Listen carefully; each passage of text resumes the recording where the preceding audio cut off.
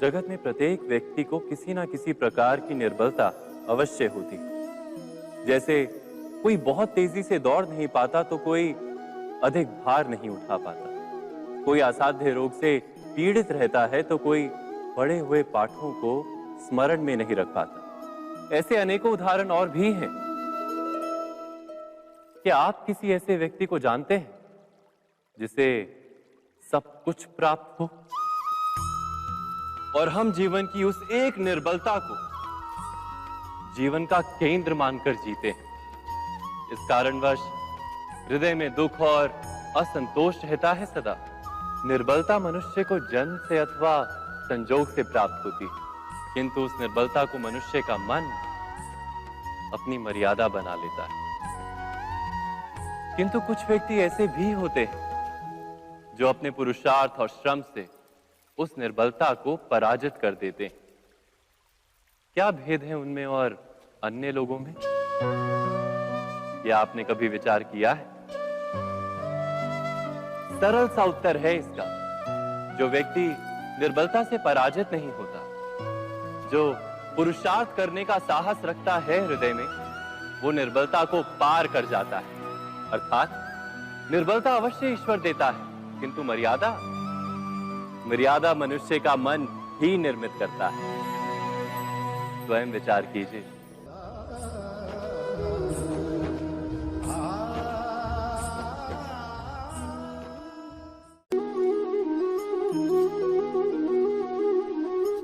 भविष्य का दूसरा नाम है संघर्ष। हृदय में आज इच्छा होती है और यदि पूर्ण नहीं हो पाती तो हृदय भविष्य की योजना बनाता है। भविष्य में इच्छा पूर्ण होगी ऐसी कल्पना करता रहता है, किंतु जीवन ना तो भविष्य में है ना अतीत में। जीवन तो इस क्षण का नाम है, अर्थात इस क्षण का अनुभव ही जीवन का अनुभव है।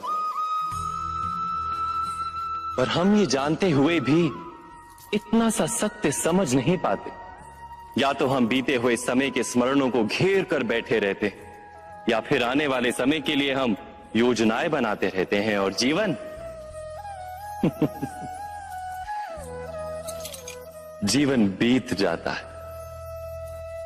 एक सत्य यदि हम हृदय में उतार लें कि ना हम भविष्य देख सकते हैं, ना ही भविष्य निर्मित कर सकते हैं, हम तो केवल धैर्य और साहस के साथ भविष्य को आलिंगन दे सकते हैं, स्वागत कर सकते हैं भविष्य का।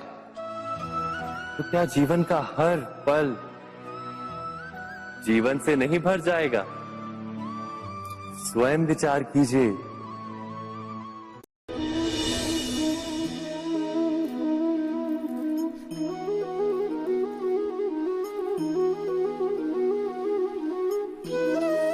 ज्ञान प्राप्ति सदा ही समर्पण से होती है, ये हम सब जानते हैं। किंतु समर्पण का वास्तविक महत्व क्या है? क्या हमने कभी विचार किया? मनुष्य का मन सदा ही ज्ञान प्राप्ति में विभिन्न बाधाओं को उत्पन्न करता है।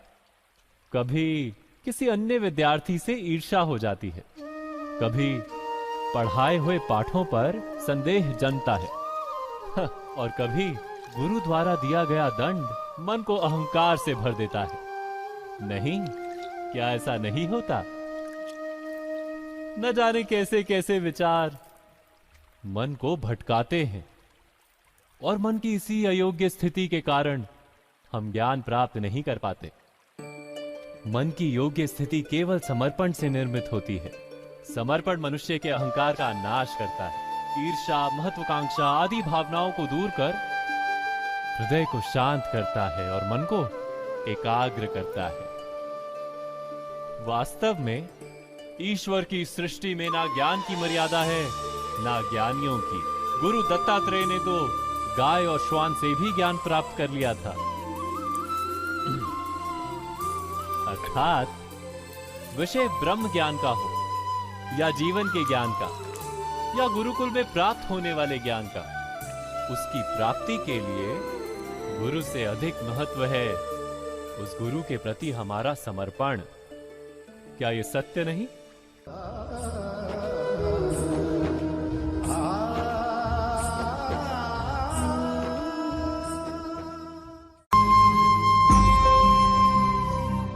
प्रत्येक मनुष्य के जीवन में ऐसा क्षण अवश्य आता है जब सारे स्वप्न, सारी आशाएं, सारे दृश्य ध्वस्त हो जाते हैं। जीवन के सारे आयोजन ही बिखर जाते हैं। एक और धर्म होता है और दूसरी ओर सुख।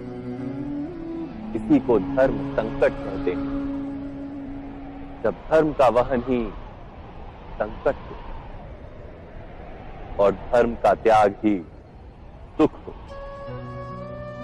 विचार कीजिए, कभी किसी स्वजन के विरुद्ध सत्य बोलने का अवसर प्राप्त हो जाता है, कभी ठीक दरिद्रता के समय सरलता से चोरी करने का मार्ग प्राप्त हो जाता है, कभी किसी शक्तिशाली राजनेता या राजा के कर्मचारी का अधर्म प्रकट हो जाता है।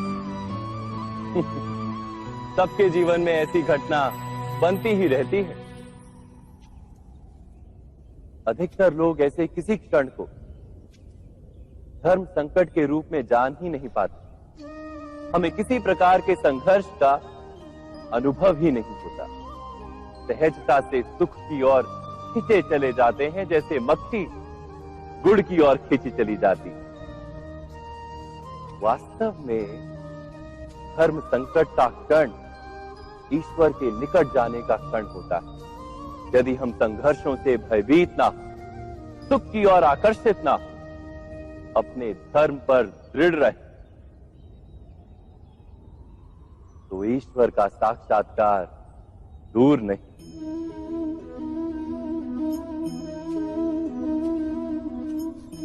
पवन से युद्ध करने वाला पत्ता यदि पेड़ से गिरता है तो भी आकाश की ओर उठता है। पवन से झुकने वाली घास वहीं भूमि पर रह जाती। अर्थात धर्म संकट से यदि हम संकट को ही टाल दें तो सुख तो मिलता है, जीवन बढ़ता है, किंतु क्या चरित्र नहीं टूटता? क्या आत्मा दरिद्र नहीं हो जाती? क्या ईश्वर से अंतर नहीं हो जाता? स्वयं विचार कीजिए। दो व्यक्ति जब निकट आते हैं तो एक दूसरे के लिए सीमाएं और मर्यादाएं निर्मित करने का प्रयत्न अवश्य करते हैं। हम यदि सारे संबंधों पर विचार करें तो देखेंगे कि इन सारे संबंधों का आधार यही सीमाएं हैं जो हम दूसरों के लिए निर्मित करते हैं। और यदि अनजाने में भी कोई अन्य व्यक्ति इन सीमाओं को तोड़ता है तो उसी क्षण हमारा हृदय क्रोध से भर जाता है। इन सीमाओं का वास्तविक रूप क्या है? क्या हमने कभी विचार किया? सीमाओं के द्वारा हम दूसरे व्यक्ति को निर्णय करने की अनुमति नहीं देते। अपना निर्णय उस व्यक्ति पर थोपते हैं, अर्थात किसी की स्वतंत्रता का अस्वीकार करते हैं। और जब स्वतंत्रता का अस्वीकार किया जाता है तो उसका हृदय दुख से भर जाता है। और जब वो सीमाओं को तोड़ता है तो हमारा हृदय क्रोध से भर जाता है। क्या ऐसा नहीं होता?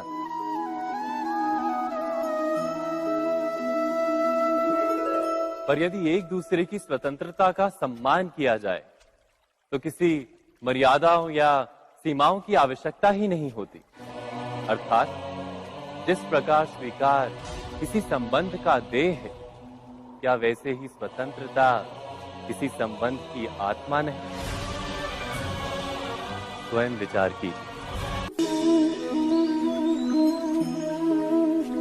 सबके जीवन में ऐसा प्रसंग अवश्य आता है कि सत्य कहने का निश्चय होता है हृदय में, किंतु मुख से सत्य निकल नहीं पाता। कोई भय मन को घेर लेता है।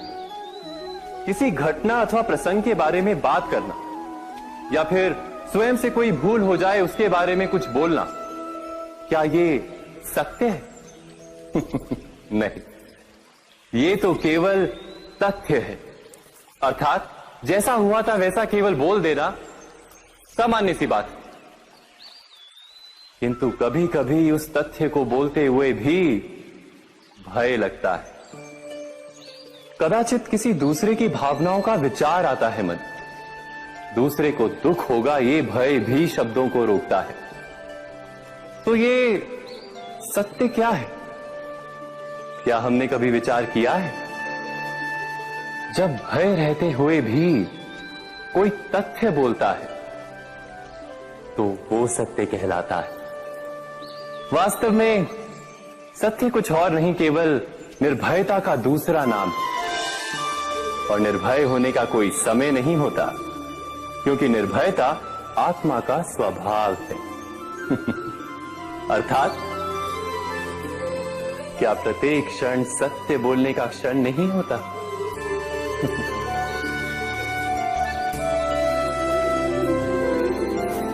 स्वयं विचार कीजिए।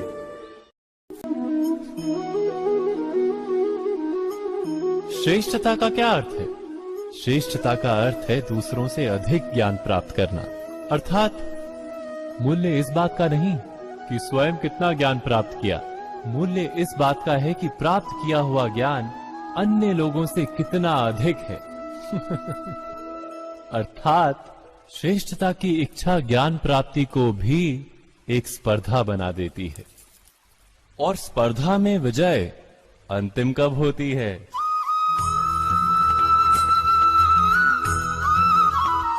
कुछ समय के लिए तो श्रेष्ठ बना जा सकता है, किंतु सदा के लिए कोई श्रेष्ठ नहीं रह पाता।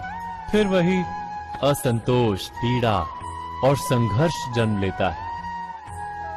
किंतु श्रेष्ठ बनने के बदले यदि उत्तम बनने का प्रयत्न करें तो क्या होगा? उत्तम का अर्थ है कि जितना प्राप्त करने योग्य है वो सब प्राप्त करना, किसी से अधिक पाने की इच्छा से नहीं, मात्र आत्मा की तृप्ति हेतु कुछ प्राप्त करना। उत्तम के मार्ग पर किसी अन्य से स्पर्धा नहीं होती, स्वयं अपने आप से स्पर्धा होती है। अर्थात उत्तम बनने का प्रयत्न करने वाले को देर अबेर सारा ज्ञान प्राप्त हो जाता है। बिना प्रयत्न के ही वो श्रेष्ठ बन जाता है। किंतु जो श्रेष्ठ बनने का प्रयत्न करता है वो श्रेष्ठ बने या ना बने, उत्तम कभी नहीं बन पाता।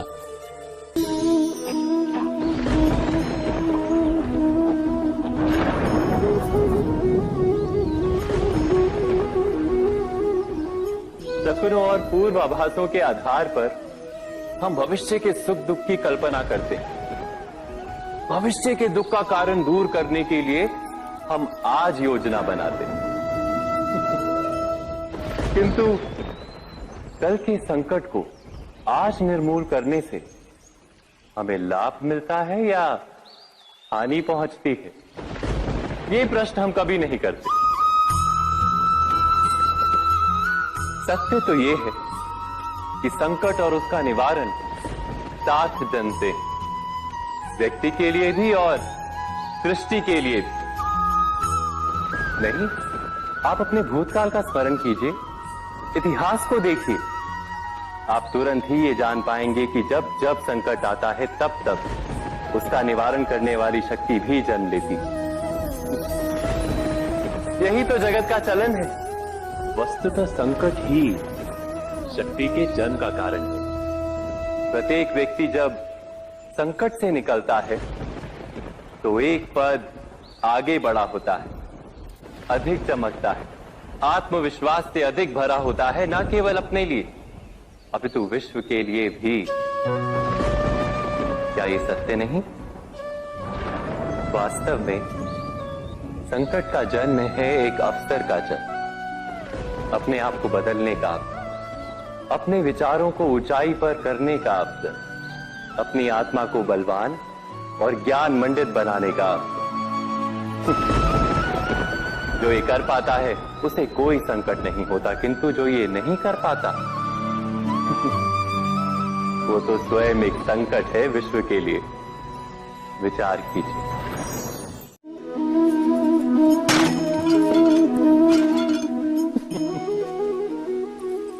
कभी कभी कोई घटना मनुष्य के जीवन की सारी योजनाओं को तोड़ देती और मनुष्य उस आघात को अपने जीवन का केंद्र मान लेता। पर क्या भविष्य मनुष्य की योजनाओं के आधार पर निर्मित होते हैं? नहीं। जिस प्रकार किसी ऊंचे पर्वत पर सर्वप्रथम चढ़ने वाला उस पर्वत की तलाई में बैठकर जो योजना बनाता है, क्या वही योजना उसे उस पर्वत की चोटी तक पहुंचाती है? नहीं। वास्तव में वो जैसे जैसे ऊपर चढ़ता है वैसे वैसे उसे नई नई चुनौतियां, नई नई विडंबनाएं, नए नए अवरोध मिलते हैं। प्रत्येक पद पर वो अपने अगले पद का निर्णय करता है। प्रत्येक पद पर उसे अपनी योजनाओं को बदलना पड़ता है।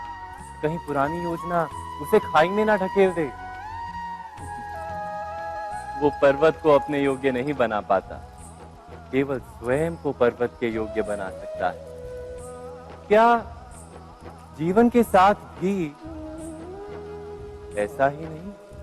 जब मनुष्य जीवन में किसी एक चुनौती को, एक अवरोध को अपने जीवन का केंद्र मान लेता है, अपने जीवन की गति को ही रोक देता है, तो वो अपने जीवन में सफल नहीं बन पाता और ना ही सुख और शांति प्राप्त कर पाता।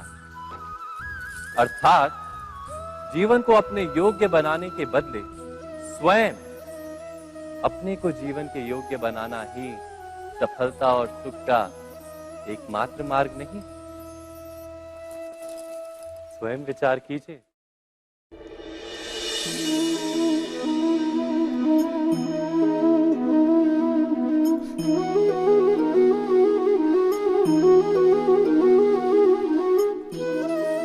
जीवन का हर क्षण निर्णय का क्षण होता है। प्रत्येक पद पर दूसरे पद के विषय में कोई निर्णय करना ही पड़ता है और निर्णय अपना प्रभाव छोड़ जाता है। आज किए गए निर्णय भविष्य में सुख अथवा दुख निर्मित करते हैं, ना केवल अपने लिए, अपने परिवार के लिए भी, आने वाली पीढ़ियों के लिए भी। जब कोई दुविधा सामने आती है तो मन व्याकुल हो जाता है, अनिश्चय से भर जाता है।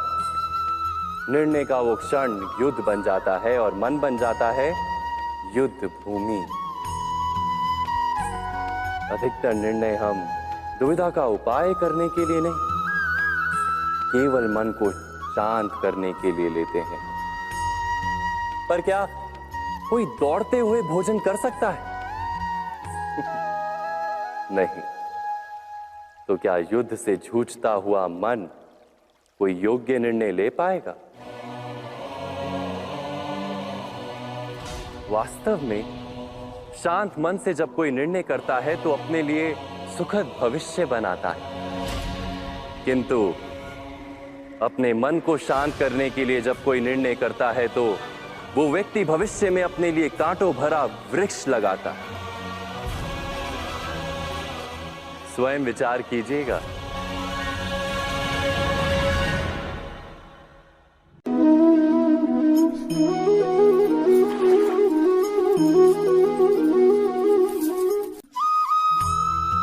जीवन में आने वाले संघर्षों के लिए जब मनुष्य स्वयं को योग्य नहीं मानता, जब उसे अपने ही बल पर विश्वास नहीं रहता, तब वो सद्गुणों को त्याग कर दुर्गुणों को अपनाता है। वस्तुतः मनुष्य के जीवन में दुर्जनता जन्म ही तब लेती है जब उसके अंतर में आत्मविश्वास नहीं होता। आत्मविश्वास ही अच्छाई को धारण करता है। ये आत्मविश्वास है क्या?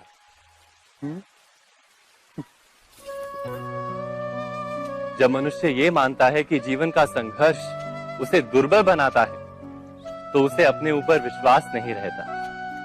वो संघर्ष के पार जाने के बदले संघर्ष से छूटने के उपाय ढूंढने लगता है। किंतु जब वो ये समझता है कि ये संघर्ष उसे अधिक शक्तिशाली बनाते हैं, ठीक जैसे व्यायाम करने से देह की शक्ति बढ़ती, तो प्रत्येक संघर्ष के साथ उसका उत्साह बढ़ता है। अर्थात आत्मविश्वास और कुछ भी नहीं, मन की स्थिति, जीवन को देखने का दृष्टिकोण मात्र है। और जीवन का दृष्टिकोण तो मनुष्य के अपने वश में होता है। स्वयं विचार कीजिए।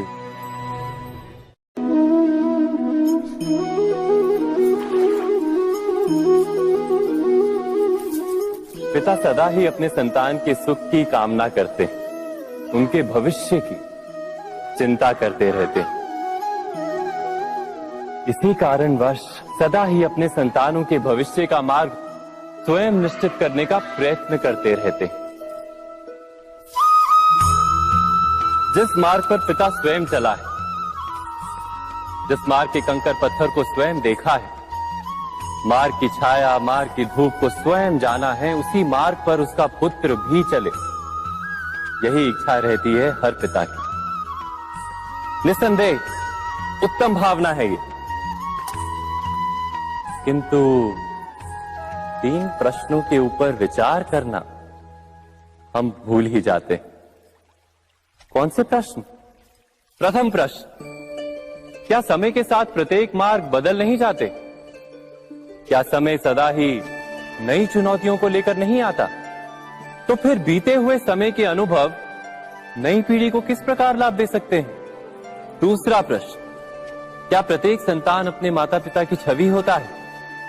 हाँ, संतानों को संस्कार तो अवश्य माता पिता देते हैं, किंतु भीतर की क्षमता तो ईश्वर देते हैं। तो जिस मार्ग पर पिता को सफलता मिली है, विश्वास है कि उसी मार्ग पर उसकी संतानों को भी सफलता और सुख प्राप्त होगा। तीसरा प्रश्न, क्या जीवन के संघर्ष और चुनौतियां लाभकारी नहीं होती? क्या प्रत्येक नया प्रश्न एक नए उत्तर का द्वार नहीं खोलता?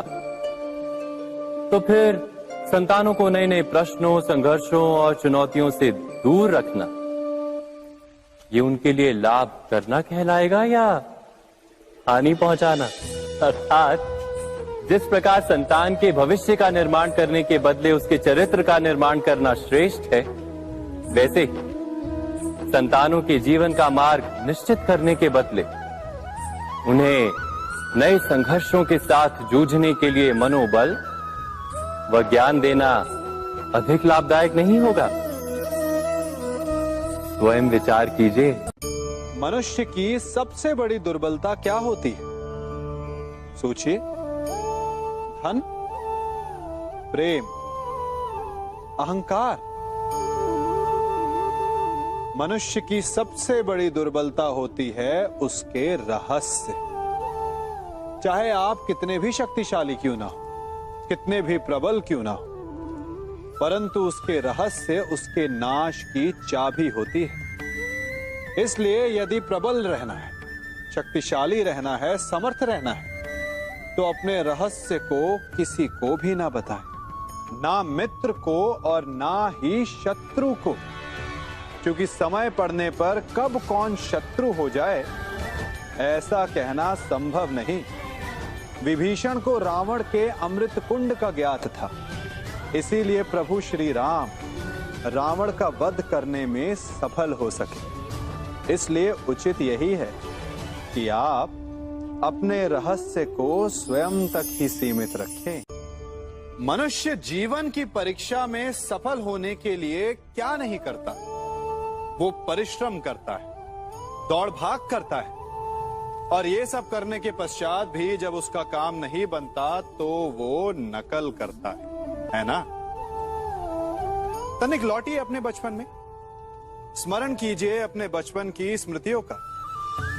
क्या स्मरण हुआ? विद्यालय में जब आप परीक्षा देने जाते थे तो क्या होता था?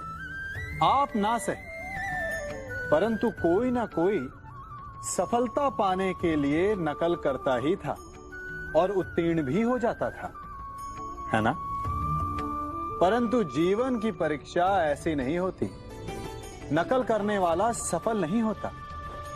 कारण विद्यालय में सबके प्रश्न पत्र एक होते थे, परंतु जीवन के प्रश्न पत्र और उनकी कठिनाई सबके लिए भिन्न होती, तो निश्चित रूप से उनके उत्तर भी भिन्न होंगे ना। इसलिए यदि आपको जीवन में सफलता पानी है तो नकल ना कीजिए, स्वयं के प्रश्नों का उत्तर स्वयं ढूंढिए और सफलता आपकी ही होगी। मनुष्य का जीवन हार और जीत विजय और पराजय, सफलता और असफलता के मध्य झूलता रहता है। आपके साथ भी ऐसा होता होगा, है ना? जब आप सफल होते हैं, किसी चुनौती पर विजय पाते हैं, तो मन प्रसन्नता से आनंद के उपवन में झूमने लगता है। और जब आप असफल होते हैं, तब मन दुख और पीड़ा के सागर में डूबने लगता है।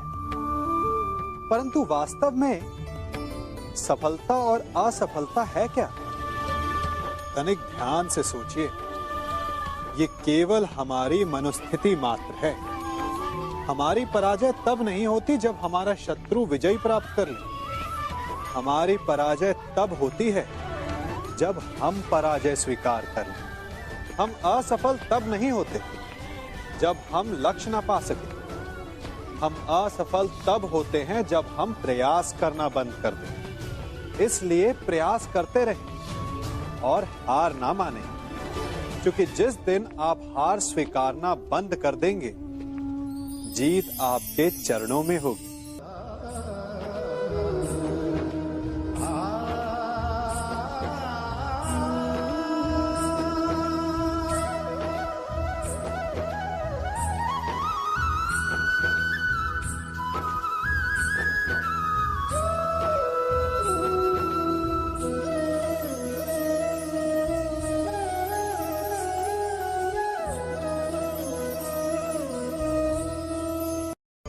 आप सबने बरगद के वृक्ष को तो देखा ही होगा। क्या आपको ज्ञात है, बरगद के वृक्ष के बीज का आकार राई से भी छोटा होता है, परंतु बरगद का वृक्ष संसार के महाकाय वृक्षों में जाना जाता है। जब उसका जन्म होता है, तब उसमें वो जटाएं, वो शाखाएं नहीं होती, परंतु जैसे जैसे उसका विस्तार होता है, जैसे जैसे वो अधिक शाखाओं का भार उठाता है, अधिक पत्तियों का सृजन करता है, वैसे वैसे उसकी शाखाएं जटाएं बनकर जड़ तक पहुंचती है और इस वृक्ष को सहारा देती है।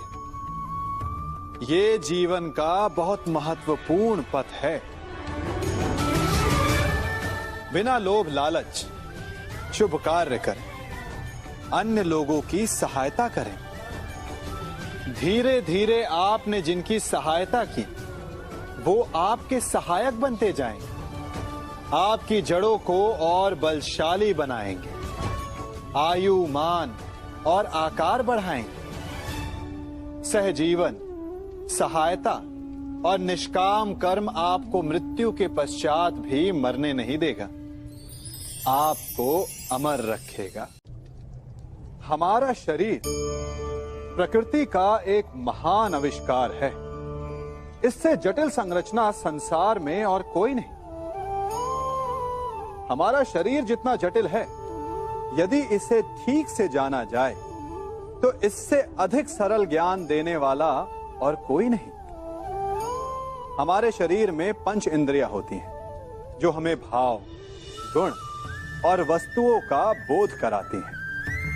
हमारे पास आंखें हैं, नाक है, स्पर्श के लिए त्वचा है, कान है और जीभा है। सबका भिन्न भिन्न कार्य है। आंखों से देखना, कानों से सुनना, नथनों से श्वास लेना, त्वचा से स्पर्श करना और जीभा से स्वाद लेना। परंतु क्या आपने कभी सोचा कि प्रकृति ने हमें 2 आंखें दी, 2 नथने दी, 2 कान दी, स्पर्श के लिए ये पूरा शरीर दिया, परंतु जीभा केवल 1 दी? ऐसा क्यों?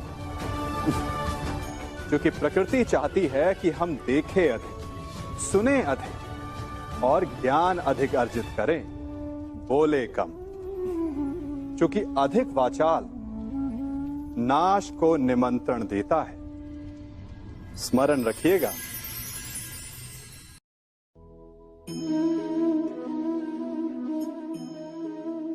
ये सदा यही कहते आए कि यदि आगे बढ़ना है तो अपनों का साथ दो। सत्य कहते हैं, अपनों का साथ देना ही चाहिए। परंतु साथ देने से पूर्व ये अवश्य पहचान लेना चाहिए कि अपने हैं कौन। क्या अपने वही होते हैं जिनके साथ हमारा रक्त संबंध होता है, या अपने मित्र? अपने वो होते हैं जो हमें सद्कार्य के लिए प्रेरित करें, हमें आगे बढ़ाएं, हमारा साथ दें। और वो जिनका साथ देने से समाज का नाश, धर्म की हानि हो, वो सगे हो करके भी सगे नहीं होते। इसलिए जब अपनों की परिभाषा का चुनाव करें तो उन्हें अपना माने जो आपका साथ दे, उन्हें नहीं जो हमें अज्ञान के मार्ग पर ले जाएं।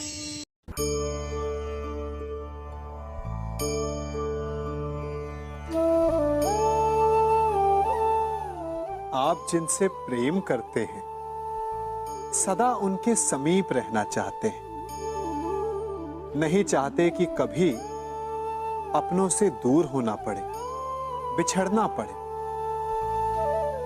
परंतु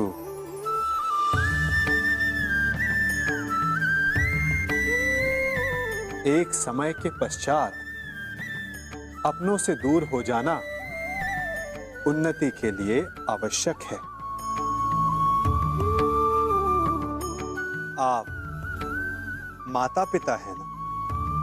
यदि आप अपनी संतान के जीवन के हर पग पर उनका मार्गदर्शन करते रहेंगे तो आपकी संतान स्वयं मार्ग चुनना कैसे सीखेगी? मार्ग के कांटों से स्वयं को बचाना कैसे सीखेगी?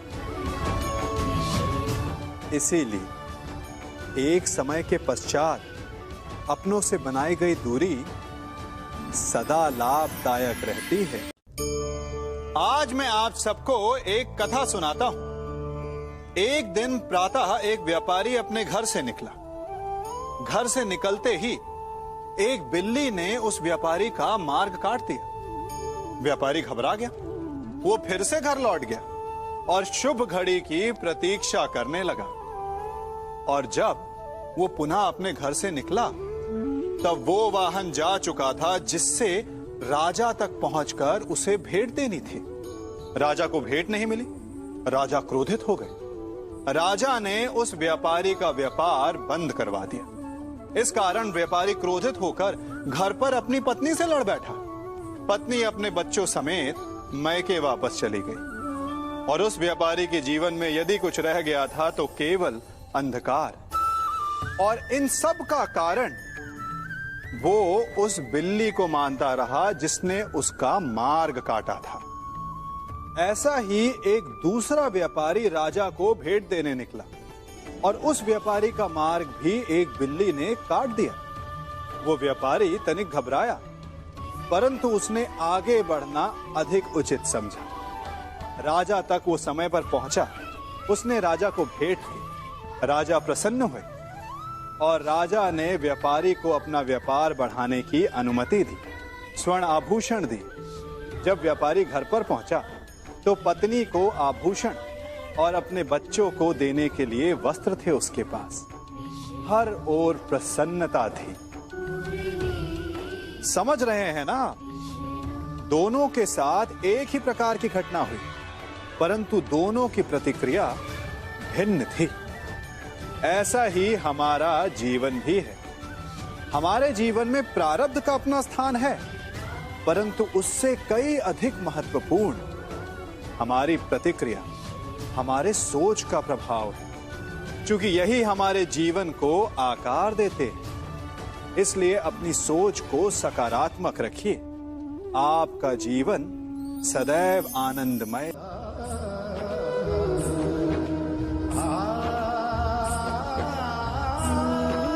हम सभी अपने जीवन में कोई ना कोई कार्य करते हैं। कार्य करते हैं तो थकान की अनुभूति होती है, और यदि थकान ना उतरे तो कार्य करने का मन नहीं करता। हम आशा करते हैं कि कदाचित एक दिन में 24 के स्थान पर 26 घंटे होते तो आराम करने के लिए हमें और अधिक समय मिल जाता। हमें ऐसा अनुभव होता है कि हम बहुत अधिक कार्य कर रहे हैं, है ना? परंतु क्या आपने कभी सोचा है कि जो लोग संसार में सफल हैं, उनके पास भी सफल होने के लिए दिन में केवल 24 घंटे थे। तो फिर वो सफल क्यों है? इसका एक छोटा सा रहस्य है। वो कार्य चुनते हैं जो उन्हें प्रिय है, जिसे करने में उन्हें आनंद आता है। उन्हें लगता ही नहीं कि वो कार्य कर रहे हैं, उन्हें लगता है कि वो प्रतिपल आनंद मना रहे हैं। और जब आप आनंद मनाते हैं तो थकान कैसी? इसलिए यदि आप जीवन में कोई भी कार्य करें तो वो आपके मन को भाना चाहिए, या जो कार्य आप कर रहे हैं उसे अपने मन को भा देने दो। सफलता आपको मिलेगी। कभी सोचा है हमारा जीवन भी उस रेत की घड़ी की भांति है? जो रेत नीचे गिर चुकी है वो हमारा अतीत है, जो अब भी ऊपर है वो हमारा आने वाला भविष्य है, और वर्तमान ये संकुचित स्थल है जहां से धीरे धीरे करके रेत गिर रही है। अर्थात हमारे पास जीने के लिए यही एक क्षण है। उसका उपयोग कैसे करना है ये हम पर निर्भर करता है। जो बीत गया उसका दुख मनाना है, या जो भविष्य में होने वाला है उसकी प्रतीक्षा में क्रोध करना है। सब कुछ करने के लिए यही एक क्षण है। प्रसन्न रहना है तो उसके लिए भी यही एक पल है। प्रतीक्षा करते रहोगे तो ये पल भी भूतकाल में बदल जाएगा। इसलिए आनंद के लिए, परोपकार के लिए प्रतीक्षा ना कीजिए। आपके पास जो पल है उनका भरपूर सदुपयोग कीजिए, क्योंकि इस घड़ी को पलटकर आप फिर से समय अवश्य गिन सकते हैं, परंतु अपना बीता हुआ समय आप वापस नहीं लौटा पाएंगे।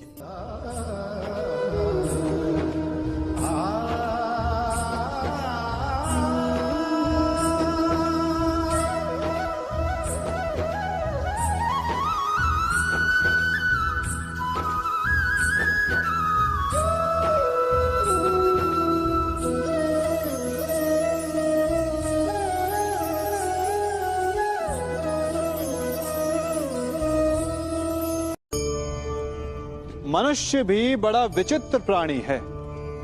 अपनों से नीचे के स्तर के लोगों को वो हे दृष्टि से देखता है, उनका उपहास उड़ाता है, उनसे बार बार कहता है कि तुम्हारा कुछ नहीं हो सकता, तुम भविष्य में कुछ नहीं कर पाओगे। जब मनुष्य के पास धन, संपत्ति, मान होता है तो वो दूसरों का आदर नहीं करता, परंतु वो एक बात भूल जाता है कि उससे भी अधिक शक्तिशाली कोई अस्तित्व में है, और वो है समय। काल। काल अपना चक्र कब बदलेगा ये कोई नहीं जानता।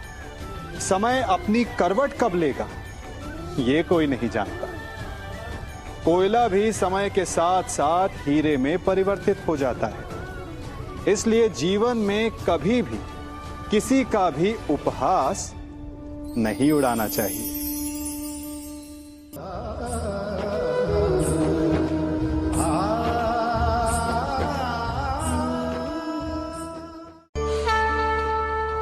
गर्व, अभिमान और अहंकार, ये तीनों सुनने में एक जैसे लगते हैं, परंतु तीनों का अर्थ भिन्न होता है और परिणाम भी। तीनों का आरंभ प्रेम से होता है। स्वयं से प्रेम, परिश्रम हमारे मन में गर्व को जन्म देता है, और सफलता अभिमान जगाती है। यहां तक ठीक है, परंतु जब ये भावना अहंकार बन जाती है तब वो समस्या बन जाती है, क्योंकि सबसे बुरा अंत अहंकारी का ही होता है। परंतु मनुष्य के लिए पहेली यही है कि पहचाना कैसे जाए कि अहंकार जग गया है और उसका दमन आवश्यक है। इसका उत्तर मैं नहीं, आपका मन देगा। जब तक आप स्वयं से प्रसन्न हैं, जब तक आप सबसे ऊंचा उठने का प्रयास कर रहे हैं, तब तक ठीक है।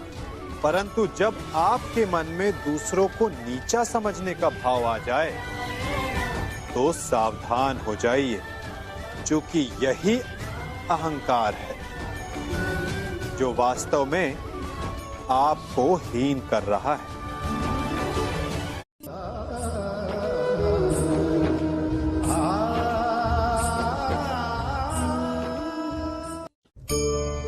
आज मैं आप सबको एक कहानी सुनाता हूं। एक दिन गोकुल में दो व्यापारी आए। एक व्यापारी शहद का था, बड़ा मीठा शहद था उसका, परंतु वो गोकुल में टिक नहीं पाया। उसके व्यापार ने घाटा खाया और शीघ्र ही वो गोकुल छोड़कर चला गया। और दूसरा व्यापारी मिर्च का था। पहले दिन वो एक पोटली लाया और दूसरे ही दिन वो पूरी बैलगाड़ी भर कर लाया और धीरे धीरे पूरी मथुरा में उसकी धाक जम गई। मुझे बड़ा आश्चर्य हुआ, तो मैंने बाबा से पूछा कि ऐसा क्यों कि एक मीठे शहद का व्यापारी कंगाल हो गया और एक मिर्च का व्यापारी धीरे धीरे नगर सेठ बन गया। बाबा मुस्कुराए और उन्होंने कहा कि मीठी बोली बोलने वाले की तीखी मिर्च भी बिक जाती है और जो कड़वी बोली बोलता है उसका मीठा शहद भी नहीं बिकता। वाह, कितने उत्तम विचार हैं उनके, और उचित ही है। मनुष्य अपने जीवन में सदैव अपने वचनों से उठता है और अपने वचनों से ही गिरता है। इसलिए अपने जीवन में सदैव मीठी बोली बोलने का प्रयास कीजिए, आपका जीवन सरल हो जाएगा। मनुष्य की सबसे बड़ी दुर्बलता क्या होती है? सोचिए। धन, प्रेम, अहंकार। मनुष्य की सबसे बड़ी दुर्बलता होती है उसके रहस्य। चाहे आप कितने भी शक्तिशाली क्यों ना हो, कितने भी प्रबल क्यों ना हो, परंतु उसके रहस्य उसके नाश की चाबी होती है। इसलिए यदि प्रबल रहना है, शक्तिशाली रहना है, समर्थ रहना है, तो अपने रहस्य को किसी को भी ना बताएं, ना मित्र को और ना ही शत्रु को, क्योंकि समय पड़ने पर कब कौन शत्रु हो जाए ऐसा कहना संभव नहीं।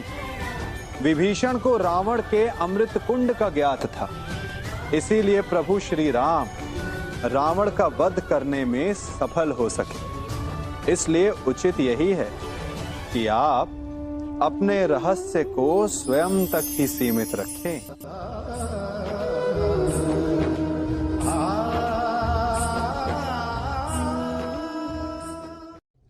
युवा अवस्था भी हमारे जीवन का कितना सुंदर काल होता है ना। बाहु में बल, मन में कुछ बड़ा कर जाने की चाह, आंखों में भविष्य के सुंदर और कोमल सपने। और इसी अवस्था में मनुष्य के भीतर पनपता है प्रेम। किसी को देखकर उस पर मन मोहित हो जाता है और फिर मनुष्य अपना सब कुछ उस पर न्यौछावर कर देना चाहता है। फिर प्रेम की परिणति होती है विवाह में। क्यों? सबको अपने खट्टे मीठे संस्मरण स्मरण हुआ है ना। परंतु यहीं से अधिकतर माता पिता और संतान के मध्य विचारों का विरोध प्रारंभ हो जाता है। संतान को लगता है कि उसका चुना जीवन साथी ही उसके लिए उपयुक्त है, और माता पिता को लगता है कि संतान अनजाने में भूल कर रही है। संतान का तर्क होता है कि उसे विवाह किससे करना है, ये उसका अधिकार है, और माता पिता का तर्क ये होता है कि अब भी जीवन साथी चुनने की समझ संतान में है ही नहीं। तो इस अवरोध को काटा कैसे जाए, उचित निर्णय कैसे लिया जाए? इसका एक ही मार्ग है, अपने उत्तरदायित्व का भान और अपनों से बड़ों के मापदंडों का भान। विवाह करने से पूर्व ये जान लेना आवश्यक है कि विवाह केवल अपने प्रेम को पाने का मार्ग नहीं है, अपितु विवाह से जीवन का एक नया द्वार भी खुलता है, और हर नए जीवन के साथ नए उत्तरदायित्व भी होते हैं। और यदि इन उत्तरदायित्वों को समझकर निर्णय लिया जाए तो विश्वास कीजिए, आपका दाम्पत्य जीवन आनंद से भरा रहेगा, और आपको कभी ये पछतावा नहीं होगा कि आपने कोई अनुचित निर्णय लिया।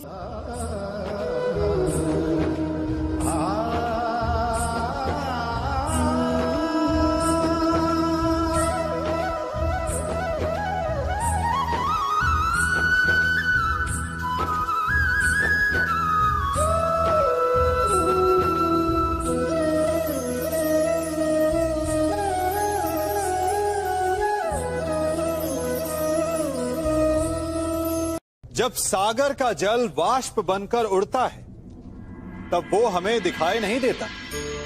मेघ उस जल को अपने भीतर छिपा लेते हैं, लंबी यात्रा करते हैं, प्रयास करते हैं कि वो जल सदा उनके भीतर छिपा रहे, परंतु जब वायु का वेग उन्हें उड़ाकर किसी पर्वत से ले जाकर के टकरा देता है तब उन मेघों को बरसना ही पड़ता है, क्योंकि यही नियति है, यही प्रकृति है। क्योंकि जल को सागर में जाकर मिलना ही है। ठीक ऐसा ही हमारे साथ भी होता है। हम सत्य को अपने मन के मेघों में चाहे जितना छिपाने का प्रयास कर लें, परंतु समय की आंधी उसे वास्तविकता के पर्वत से ले जाकर के टकराकर हमारे समक्ष ले ही आती है। जिस भय के कारण आप सत्य को सामने नहीं लेकर आना चाहते, एक दिन वही भय हमारे समक्ष आकर खड़ा हो जाता है, और फिर हम लाचार हो जाते हैं, क्योंकि हमने उस भय का सामना करने की तैयारी नहीं की होती। इसलिए सत्य से भागे नहीं, उसे छिपाए भी नहीं, उसे स्वीकार करें। भविष्य की बड़ी विपत्ति से बच जाएंगे।